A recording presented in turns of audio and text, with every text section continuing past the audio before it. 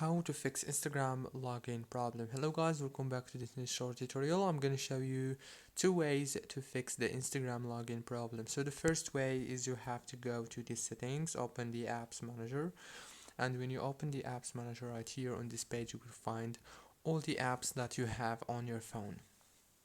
So now you have to scroll until you find TikTok, click on it, and then click on this option to stop the app, and then click on the storage, wait a few seconds here, and then click on clear data and clear cache to clear all the informations in the app.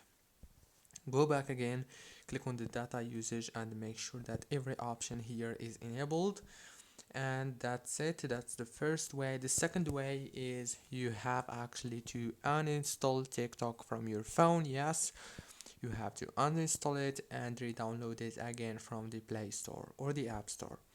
Don't forget to like and subscribe. Thank you for watching.